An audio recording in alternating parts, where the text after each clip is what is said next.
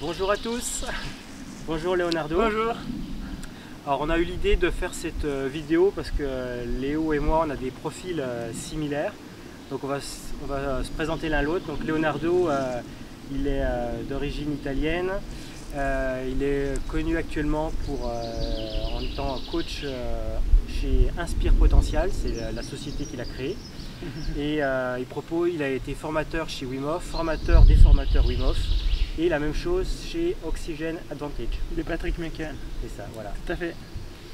Et je vous présente Florian, aventurier, ex-gymnaste aussi, je viens de découvrir, en très bonne forme. Et aussi avec Flo, fondateur de Free Your Life. C'est ça. Libère ta vie. Et on disait tout à l'heure oui, qu'on a des parcours similaires, donc gymnastes tous les deux. On avait des problèmes de santé assez similaires, peut-être même des tempéraments un peu nerveux, introvertis tous les deux. Voilà. Nerveux. Et problèmes de santé, les allergies, poils de chat, pollen. Moi j'avais sciatique, je ne sais pas si tu avais des problèmes de sciatique. Non, mais il y a inflammation généralisée dans le corps. Beaucoup d'inflammations liées aux radicaux libres du mouvement, de l'entraînement. L'entraînement ça fait du bien, mais s'il y a un terrain qui ne répond pas forcément, donc beaucoup d'inflammation et allergies. L'allergie qui était pour moi vraiment un problème parce que j'ai tendance asthmatique. Et moi de mon côté, là, ce qui m'a fait, ce qui a amené un grand changement dans ma vie, c'est la découverte du jeûne et de l'alimentation vivante au cours d'un voyage où j'ai connu un jeûne spontané où j'ai plus réussi à manger pendant une semaine alors que j'étais en grande forme physique. Ça m'a fait revoir toutes mes croyances sur l'alimentation. C'est là où j'ai découvert les principes de l'alimentation vivante et un peu après le principe des purges avec Irène Grosjean. Et ça m'a permis d'avoir un état de santé bien meilleur et de faire disparaître tous ces problèmes. Et à côté de ça, j'ai découvert les respirations, l'exposition au froid principalement, le yoga, la méditation. Et ça c'est vraiment venu compléter la transformation de mon état de santé. Ouais. Et toi, c'est par là, je crois, où tu es rentré. Tout à fait. Donc moi, j'ai pas eu la chance de faire un jeûne spontané parce que dans ma culture, moi je suis italien, il y a une croyance limitante, si vous voulez ou pas, qu'effectivement pour avoir de l'énergie, il faut manger et il faut surtout pas ne pas manger. Même donc quand j'étais malade et j'avais pas envie, j'arrivais pas à rester sans manger plus que 24 heures parce qu'à un certain moment, je devais manger quelque chose. Donc c'est pas par les jeûnes ou l'alimentation que tout a commencé pour moi, c'est par l'exposition au froid. Vraiment, c'est cet élément-là avec la méthode Wim Hof et la respiration, bien sûr aussi. Parce que dans la méthode Wim Hof, il y a les froids, il y a aussi la respiration et il y a aussi les liens avec les mentales. Et en fait, c'était trois piliers sur lesquels j'étais pas du tout au courant qui pouvaient amener quelque chose. Les froids, je ne m'étais jamais exposé. Je vous ai dit, j'étais italien, donc grandi sous la côte italienne. Les froids, la pluie, les éléments, c'est vraiment quelque chose qu'il faut éviter. Respiration, non, parce qu'allergique, asthmatique, j'avais des gros problèmes d'endurance. Je m'entraînais tous les jours, j'étais gymnaste. Je m'entraînais tous les jours 3-4 heures, j'étais en pleine forme, au niveau national, tout ce que tu veux, mais je ne pouvais pas courir 1 km. Parce que vraiment, la respiration ne suivait pas. Et puis mental, beaucoup de nerveux, stress. Et donc j'ai eu les pics vers les bas à 20 ans. Donc on s'est dit que 13 ans après, moi je vais beaucoup mieux grâce à ces pivots-là. Et les pivots pour moi étaient les froids, puis la respiration qui m'a permis de beaucoup me purifier, me nettoyer, baisser mon inflammation par les froids, nettoyer par la respi. Ça m'a beaucoup ouvert et puis tous les autres piliers que tu as mentionnés, maintenant ils font partie aussi de ma routine. Et moi j'avais cette même croyance limitante que en fait il faut vraiment manger pour avoir de l'énergie.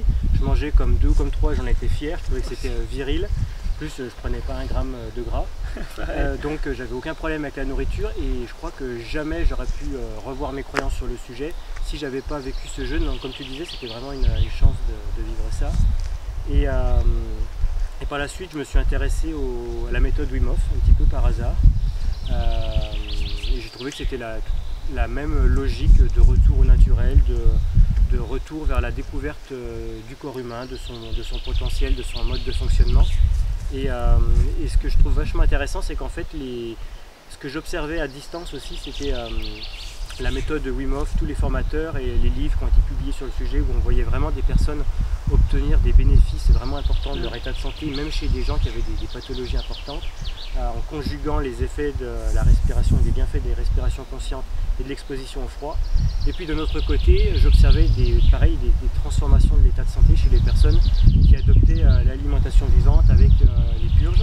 Et en fait, en creusant un petit peu la théorie, j'ai trouvé que les deux se recoupaient, parce que dans la vision de l'alimentation vivante et des purges, on considère qu'il y a deux types de poisons, les acides et ce qu'on appelle les cols, voilà, tout ce qui est colloïdaux. Et en fait, Wim Hof et l'exposition au froid, comme tu le sais, les respirations sont alcalinisantes, donc elles l'exposition au froid, j'attrape un rhume par exemple. Et en fait, l'exposition au froid aide le corps à faire sortir ses cols. Et c'est pour ça que l'exposition au froid avec les respirations, elles vont aller à la cause des causes en nettoyant les acides et les cols, et c'est pour ça qu'on retrouve une santé nettement améliorée en utilisant. Ça, c'est très intéressant ce que tu dis, parce que ça explique une chose que je me suis demandé pendant plusieurs années. Comment est-il possible qu'en ayant changé très peu dans ma vie, mon énergie a drastiquement augmenté, je me sens beaucoup mieux, je me sens plus serein, je ne suis plus malade. Et les seules choses que j'ai fait, c'est une petite douche froide et quelques respires. Et ça explique aussi pourquoi autant de gens ils ont eu des bienfaits incroyables avec la méthode Wim Hof. Parce qu'on pourrait se dire, mais attends, l'effroi n'est pas nouveau, la respiration n'est pas nouveau, le yoga n'est pas nouveau, la méditation n'est pas nouveau. Et aussi, il y a plein de méthodes de santé. Comment est-il possible qu'il y a des témoignages incroyables toujours avec cette méthode? Est-ce que c'est un effet placebo? Est-ce que c'est l'énergie qu'il y a de Wim qui a changé les mentales? Ça pourrait l'être, mais non, en fait, c'est que les problèmes de notre société moderne sont vraiment, comme tu disais, à excès d'inflammation, excès d'encrassement par rapport à notre style de vie qui est sédentaire.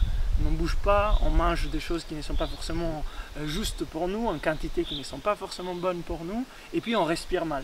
Donc si on y met la respiration, le froid et puis quelques mouvements, et c'est comme ça que je me suis transformé aussi. Et ça m'amuse beaucoup pendant les stages, et peut-être que toi tu as le même sentiment, c'est-à-dire qu'en fait on s'amuse beaucoup. Qu'est-ce qu'on fait? On fait respirer, on fait bouger, on s'amuse, on se baigne dans les rivières, on mange nous dans nos stages on mange principalement des fruits et des légumes, on va se promener en forêt, on se fait des hugs, et au final les gens ça les transforme, il y a vraiment des améliorations incroyables. Et il y a un côté presque naïf, mais en fait la vie c'est simplement ça, la santé c'est quelque chose de naturel, on a juste à réintroduire des choses naturelles et que la vie fait son travail et tout revient en ordre en fait. Exactement, c'est simple, c'est plus simple de ce que les gens s'attendent. Et moi, on dit tout le temps dans nos stages avec Élise, vous venez avec l'envie de vivre les froids, d'améliorer votre esprit, et puis vous allez partir avec autre chose.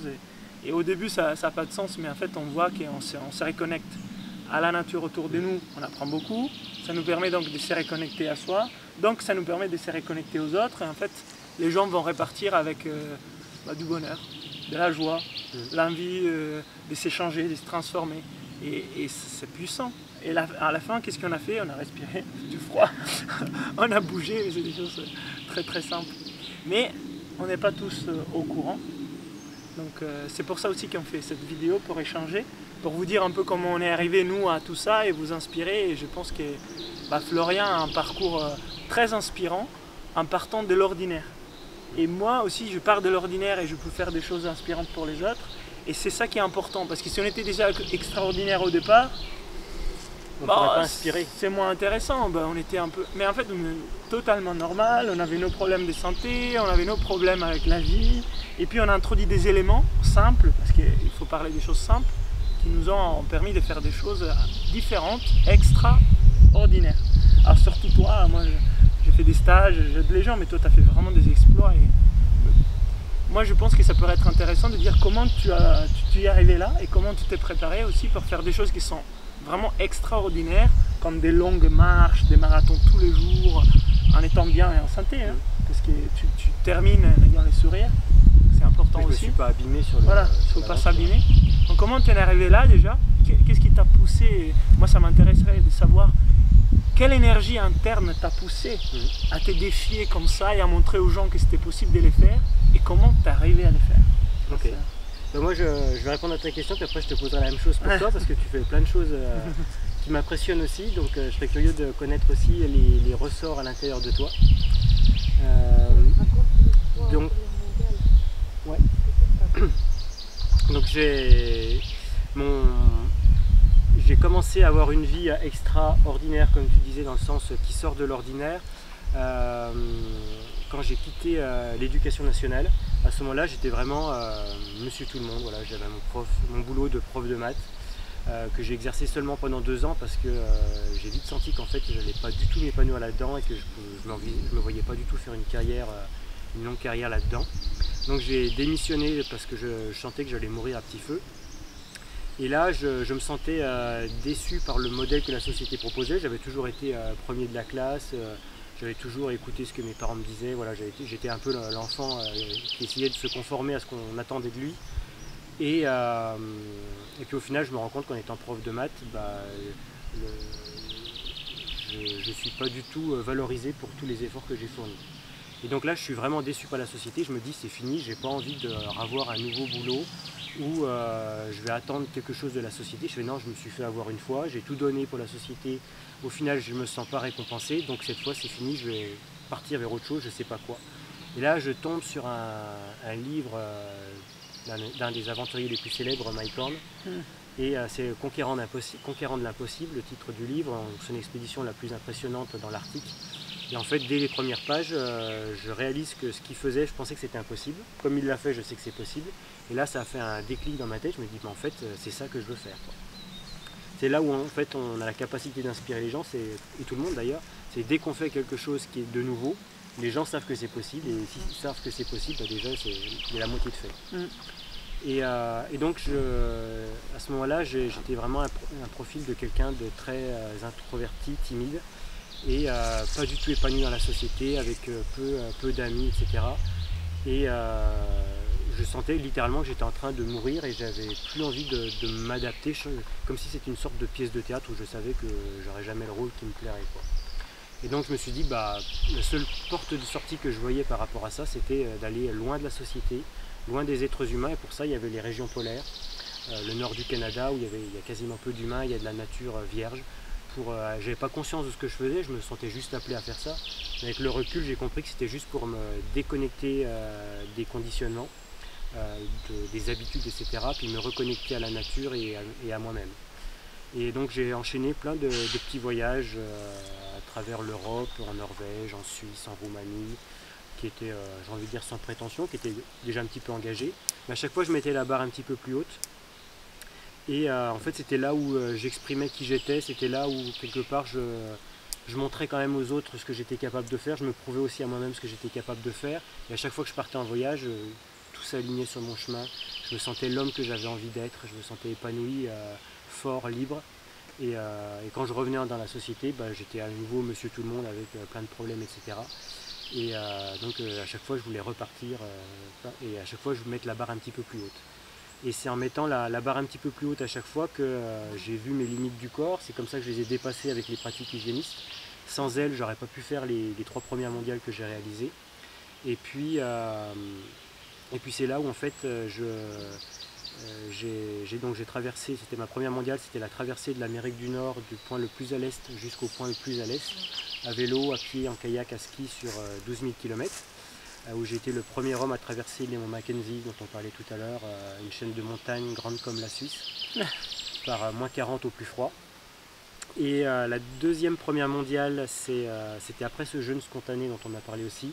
Je suis retourné 2 ans après dans ces monts Mackenzie pour les traverser l'été cette fois, mais sans manger. Et donc là, j'ai marché 360 km en 14 jours, j'ai traversé des rivières glaciales en dehors de toute route, toute civilisation. Et puis il y a 2 ans maintenant, la dernière grande expédition que j'ai réalisée, c'est la traversée de toute l'Europe sans rien, sans chaussures, sans équipement, sans argent, sans papier, pas de montre, pas de carte, pas de téléphone, pas de boussole, rien. Juste ma caméra. Et j'ai couru à peu près 45 km par jour en moyenne en mangeant que des fruits et des légumes crus. Claire. Et pour moi, c'était une sorte de point d'orgue de tout ce que j'avais appris, de toutes les expériences que j'avais faites auparavant, dans le sens où j'avais appris progressivement qu'en fait, on pouvait vraiment faire confiance au corps humain, qu'il y avait, en fait, il y a un mode d'emploi dans le corps humain qu'on n'utilise plus, qu'on ne connaît plus. La santé, c'est simple, mais ça s'apprend quand même. Et donc, en redécouvrant ce mode d'emploi du corps humain, ça m'a permis de dépasser mes limites et de faire des choses qui paraissent impossibles. Et puis, ce que j'avais appris aussi au cours de mes expéditions, c'est que quand on a confiance en l'humain, confiance en la vie, et qu'on visualise vraiment son objectif, eh bien on a la possibilité de créer des synchronicités qui font que sur le chemin, des hasards vont se produire, on va rencontrer les bonnes personnes, on va arriver au bon endroit au bon moment, pour faire en sorte que tout se passe. Voilà. Et pour moi, ma dernière expédition, que j'ai appelée Eurotopia, c'était vraiment une sorte de laboratoire où je pars sans rien, donc je suis obligé de faire confiance au corps humain, et de faire confiance dans les autres êtres humains et dans la vie en général. Et c'était vraiment une sorte d'expérience pour montrer qu'on peut vraiment faire confiance en la vie et qu'on peut faire des choses sans technologie, sans artifice, etc. Et que quelque part il y a tout un pan de l'exploration du corps humain qui a été mis de côté. Et j'invite vraiment les humains qui souhaitent vivre l'aventure terrestre, de redécouvrir ce potentiel plutôt que de chercher une nouvelle technologie pour gagner quelques secondes sur un chrono, quoi. Merci, il y avait tellement de choses que j'ai envie de te demander, mais pour cette vidéo, je veux rebondir sur une chose, c'est que moi, à un certain moment de ma vie, quand j'ai commencé à pratiquer la méthode Wim Hof, je me suis aperçu qu'avant, j'étais en train de vivre à peut-être 5% de mon potentiel. Et j'ai dit peut-être 5% parce que je n'ai aucune idée encore aujourd'hui. Est-ce qu'aujourd'hui je vis à 20% et j'étais à 5? Est-ce que j'étais à 1 et je suis à 5? Je ne sais pas, mais ce que je suis sûr, c'est que je vivais à très peu de mon potentiel sans forcément m'en rendre compte. Ou enfin, je m'en rendais compte intérieurement, mais je n'avais pas le courage de les voir, de les changer. Et je me cachais derrière beaucoup d'explications scientifiques qui disaient que c'était impossible pour ne pas essayer de les faire. Moi, pour rigoler, j'ai été toujours passionné de Dragon Ball Z. Pareil. Et ça m'a vraiment, quand j'étais enfant, j'essayais vraiment de faire sortir de l'énergie de mes mains parce que je croyais en ça, comme si l'enfant, moi je dis mais oui c'est possible. Mais en fait quand tu n'y arrives pas et après les parents te disent mais c'est pas possible, arrête d'essayer. Et puis tu te dis bah oui ils ont raison donc tu essayes, tu arrêtes. Et quand j'ai commencé à faire des choses un peu incroyables avec mon corps, je me suis un peu ressenti comme dans Dragon Ball Z, les petits héros qui se transforment et découvrent qu'il a l'énergie et tout ça. Et dans ce que tu viens de dire, il y a deux croyances limitantes qui pour moi étaient valables et qui sont en part dépassées. La première c'est on peut sans manger pendant 2 semaines marcher plus de 20 km par jour, 30 km par jour. 10 heures par jour à peu près. 10 heures par jour, donc c'est ce qui est ton documentaire, La Marche sans fin, que j'invite tout le monde à regarder. Et la deuxième croyance limitante, que là j'entends beaucoup dans les mondes des sportifs, c'est quand tu cours un marathon, tu vas en sortir un morceau. Il te faut peut-être 1 mois ou 2 pour récupérer, donc tu peux en faire quelques-uns dans l'année. Et puis tu nous dis, en fait je courais un marathon par jour PMI, je mangeais quelques fruits quand je les trouvais, parce que tu les avais pas. Donc là on s'est remis un moment en perspective, et tu viens de le dire, c'est pas parce qu'au départ, tu as quelqu'un qui savait jeûner des naissances, qui faisait des marathons des naissances, tu étais un gymnaste, tu avais des inflammations, voilà. Je suis né prématuré, j'étais un enfant très malade, j'ai pas des qualités athlétiques particulières. Voilà. Donc du coup ça je le trouve très inspirant dans le sens où quelqu'un qui n'a pas des prédispositions à la naissance arrive à faire des choses incroyables parce que il se met dans de bonnes conditions pour y arriver. C'est ce qu'aujourd'hui on appelle l'épigénétique. Et ça nous fait sortir d'un grand paradigme, c'est celui de l'ADN. Ça veut dire je suis comme ça parce que mes gènes. Ça c'est aussi une facilité. On a une excuse pour ne pas y arriver. Et ça en fait je trouve que c'est très inspirant de se dire si je fais des choses, je peux vraiment modifier les cours de ma vie. Puis il n'y a pas que ça, il n'y a pas que la matière, très important l'énergie, la confiance, la gratitude et tout ça, mais voilà. Et est-ce que je peux te demander comment tu t'es entraîné pour faire ces choses? Parce qu'ils apparaissent vraiment comme extraordinaires, extraterrestres. En fait, on devrait les voir, il est là, il est terrestre, il est normal. Mais quelqu'un qui te dit j'ai couru 42 km par jour, un marathon par jour pendant plusieurs mois en mangeant des fruits, tu te dis ok, il doit être quelqu'un qui vole, quelqu'un qui... Non, en fait c'est quelqu'un de normal. Comment tu es arrivé à faire ça, à faire des marches en jeûnant? Comment tu es arrivé à traverser des montagnes où il faisait très froid? Est-ce que la méthode Wim Hof t'a aidé? Est-ce que les jeûnes t'ont aidé en les pratiquant à la maison, jeûne intermittent? Est-ce que tu t'es entraîné physiquement? Est-ce que tu peux nous expliquer comment tu as fait? Parce que des fois, ça a l'air un peu... Comment on y arrive? Alors déjà en préparation, avant, ça faisait 10 ans que je faisais de la course à pied à peu près. Je n'étais pas du tout un spécialiste des longues distances, je faisais du 10 km que je courais mon record sur 34 minutes, 35 minutes, je ne sais plus. Et dès que je faisais 3-4 entraînements par semaine, je me blessais très rapidement. Il y a même pendant un temps, quand je souffrais d'une sciatique, j'ai arrêté pendant un an la course à pied à peu près. Et c'est en courant pieds nus que j'ai pu à nouveau me remettre à courir plus souvent. Un courant pieds nus, j'avais oublié les courants en pieds nus. Un courant pieds nus, ouais. Et quand je me suis préparé, les mois avant je parte pour l'expédition, je courais 10 km à peu près, 10-12 km 5 fois par semaine. Okay. Donc je ne pense pas qu'il y ait beaucoup d'ultra-marathoniens qui s'entraînent aussi peu avant une expédition. Et j'avais jamais couru plus de 20-25 km je crois pieds nus. Ah, voilà. D'accord. Et donc au départ j'ai prévu de faire des petites étapes. J'ai pensé que mon voyage allait durer 2 fois plus longtemps en fait.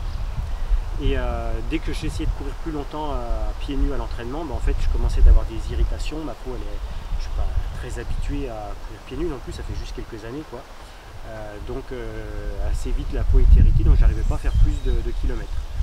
Et quand je suis parti sur l'expédition, déjà je me suis préparé en utilisant le bon mode d'emploi du corps humain, c'est-à-dire en mangeant vivant, en faisant des jeûnes régulièrement, des purges, yoga, méditation, respiration, bain froid, enfin bref, toutes les pratiques que j'appelle moi hygiénistes qui existent, je les pratique quoi. Et donc je mettais vraiment, c'était un camp d'entraînement chez moi, pas pour la course à pied, mais pour le bien-être, pour le bon développement du corps humain. Et pour moi, quelqu'un qui est en bonne santé, c'est quelqu'un qui s'adapte bien, qui s'adapte vite. Parce que c'est ça la clé pour la survie dans toutes les espèces en fait. Et il m'a fallu en fait 2 semaines à peu près pour me caler et arriver à courir un marathon par jour tous les jours. Seulement 2 semaines. Et tous les jours, pendant tout le voyage, minimum 1 fois par jour, c'était 3-4 cycles de respiration Wim Hof. L'exposition au froid dans les rivières, les douches froides, etc. Au moins tous les jours, 1 fois par jour aussi. Yoga tous les jours aussi, méditation tous les jours. Donc en fait, un des messages pour moi de cette aventure, c'est que vraiment, si on suit les lois du vivant, on suit le mode d'emploi du corps humain, et bien à ce moment-là, on arrive à faire des choses extraordinaires, tout simplement parce que dans notre société, quand on suit des habitudes sans les remettre en question, en fait on fait des choses qui globalement affaiblissent le corps humain. Et quand on fait des choses qui le renforcent, qui renforcent le système immunitaire, qui le stimulent par l'hormèse, on retrouve ce plein potentiel. Alors pareil, je ne sais pas, peut-être qu'avant j'étais à 5%, que là ce que j'ai fait c'est à 20%. Ce qui à mon avis, je ne serais pas très surpris parce que quelqu'un qui serait né avec un peu plus solide, qui ferait ça depuis l'enfance, etc. Moi j'ai aucune idée de ce qu'un corps humain bien foutu qui vit dans des bonnes conditions peut faire. Je l'imagine même pas en fait. Là on est juste au début de ce que l'on peut faire quoi. Donc c'est sympa. On n'est pas à 100% mais on est les premiers à faire des trucs. Peut-être qu'on va vraiment arriver à faire la Kamehameha de Dragon Ball. Et puis le deuxième ressort qui m'a vraiment permis d'aller jusqu'au bout, c'est la puissance de la volonté. C'est-à-dire que quand on a un objectif, si c'est un objectif qui fait du sens, et surtout un objectif qui vient du cœur, qui vient de ce qu'on pourrait dire une aspiration de l'âme.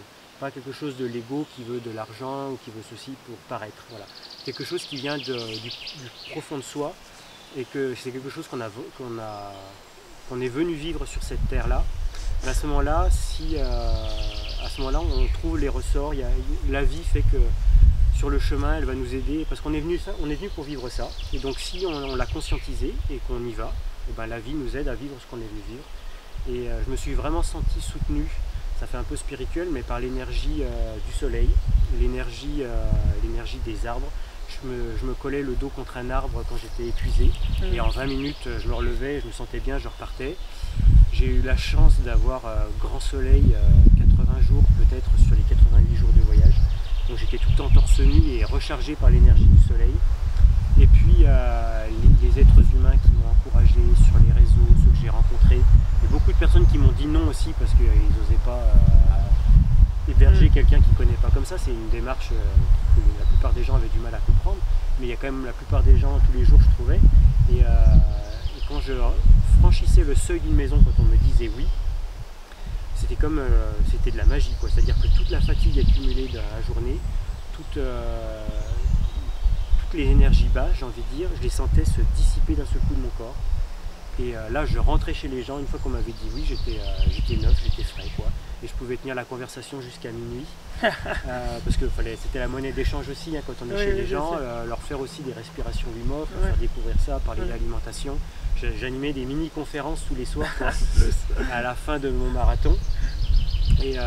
Mais au bout de 3 mois d'aventure, je sentais que c'était quand même à force de faire le yo-yo, je suis complètement épuisé en fin de journée, je me recharge à fond par l'énergie de la nature, l'énergie du cœur, etc. Je redescends, etc. Ce mouvement de yo-yo, au bout d'un moment, ça devient fatigant, on ne peut pas vivre ça comme ça éternellement. Mais c'est faisable pendant plusieurs mois.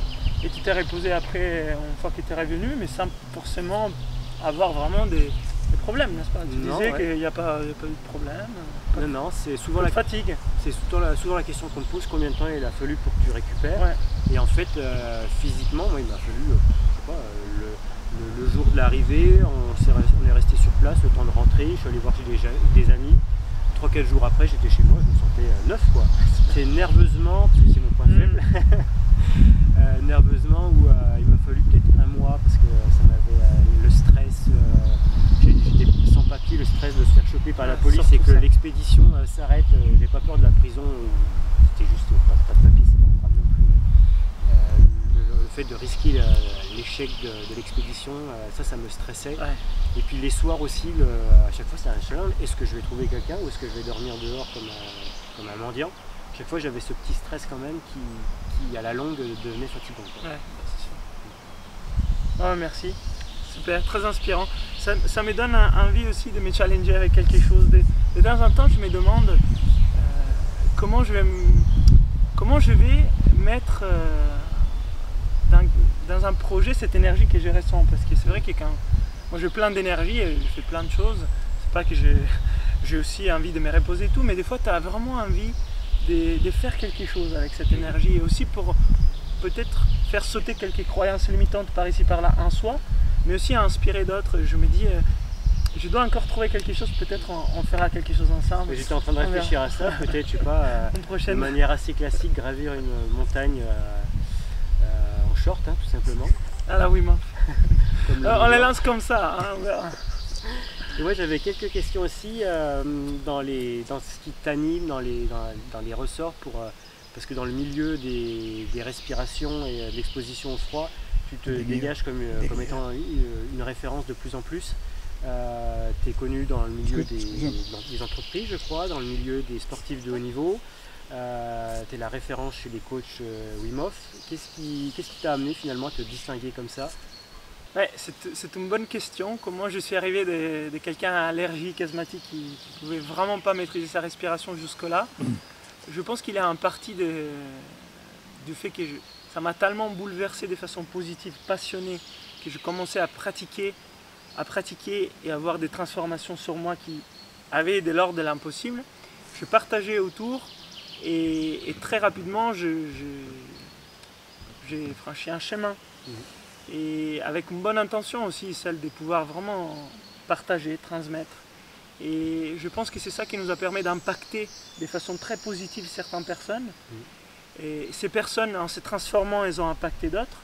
Et c'est s'est propagé dans ce sens. Et puis quand il y a quelque chose qui marche, que ça te fait sentir bien, que ça te donne de l'énergie, que ça t'aide à maîtriser tes émotions, qui pourrait donc t'aider à accomplir tes projets, que ce soit dans le monde sportif, dans le monde de l'entreprise, ben les gens ne restent pas passifs ou indifférents à ça, ils s'intéressent. Et donc j'ai été invité à faire des présentations, mais des présentations, c'était pas pour essayer de voir qu'est-ce qu'il pouvait y avoir pour les autres. Et moi, de façon très, très spontanée, j'ai tout donné.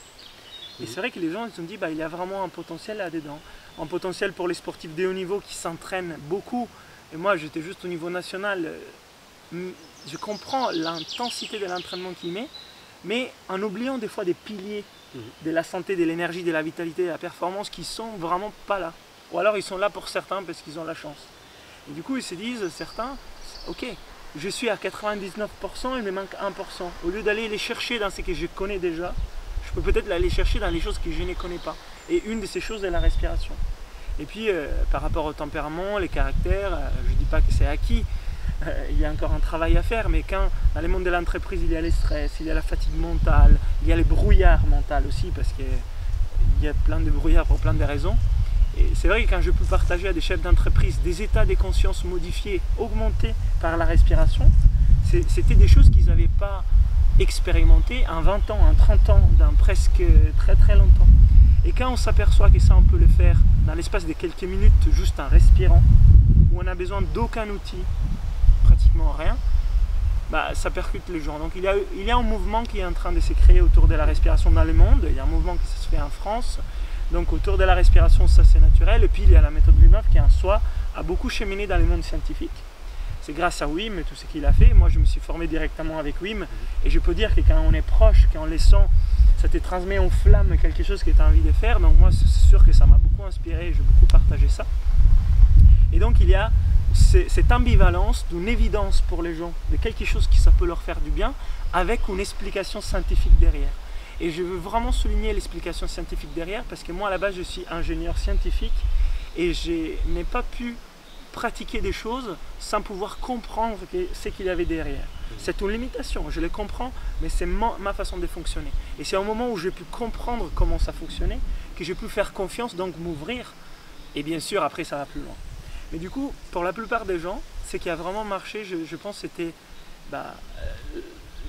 l'efficacité de l'outil avec une explication derrière qui rassure, enlève les dogmatismes et qui ça nous permet de faire confiance et donc enfin pratiquer. Parce qu'il y a une chose qui est très très importante dans toutes ces méthodes, c'est pas qu'ils existent ou qu'ils n'existent pas, ou alors qu'on les connaisse ou on ne les connaisse pas.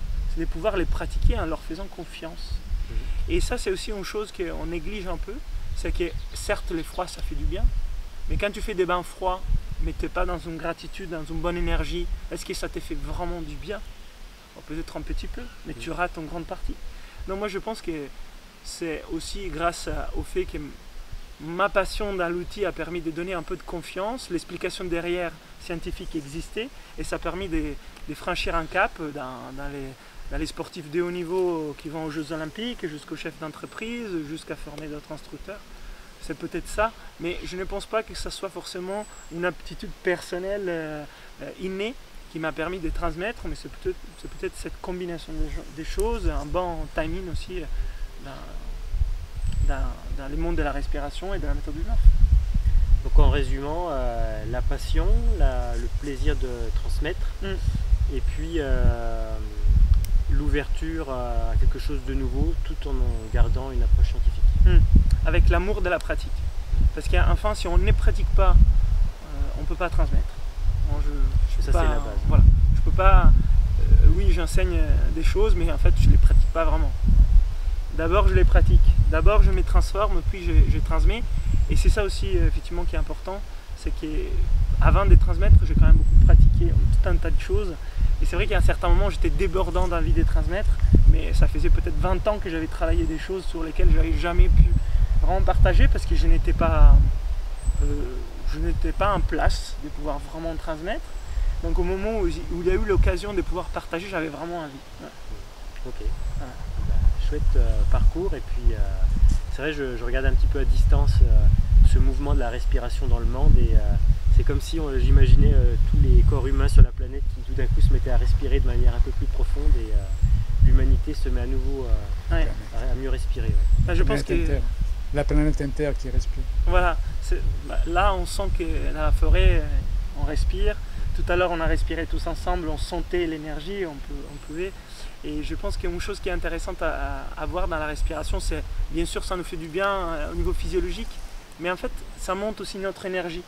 Et quand moi je monte l'énergie, toi tu montes l'énergie, lui monte l'énergie, en fait c'est toute l'énergie en général qui est en train de monter. Et donc c'est pas négligeable dans un temps historique où l'énergie n'est pas forcément tout le temps très élevée. Donc on peut se dire qu'enfin, c'est pas du tout égoïste de se faire du bien en respirant, c'est parce que nous faisons partie du tout. Donc de prendre soin de soi, c'est aussi prendre soin des autres. Et dans la respiration, c'est dans l'espace de quelques minutes qu'on l'observe, donc je pense que c'est intéressant. Et oui, je te rejoins aussi sur la nécessité d'avoir une approche scientifique, parce que toutes ces pratiques qui visent à améliorer la santé, on peut avoir une approche, les explications derrière, on peut avoir une approche un petit peu, on peut expliquer ça de manière spirituelle aussi. Ce qui est une approche que j'aime bien aussi, mais je trouve que c'est bien de garder aussi les pieds sur terre et de voir concrètement comment ça se passe derrière. Et en fait, c'est ce qui nous permet, je pense, tous les deux d'aller vers les gens et d'avoir un impact sur eux, parce qu'en leur donnant des explications scientifiques, on désarme un petit peu ce mental habitué à avoir une pensée rationnelle. Et c'est là où on peut glisser de l'ouverture et de nouvelles idées une fois que le mental a été rassuré. Oui, exactement. Très important. Bon, merci beaucoup. Merci beaucoup, Léo. C'était un plaisir de te rencontrer pour la première fois et de faire des respirations Wim Hof dans un grand cercle avec toi. C'est ça, c'est spontané. Ça m'a bien perché et c'était chouette. Merci de l'échange et peut-être on en fera un autre pour la suite. Ou alors peut-être on va se filmer sur une montagne. On va réfléchir à quelque chose avec un copain, on avait prévu d'aller au Mont Blanc là. Pourquoi pas. Super. Allez, merci. À bientôt.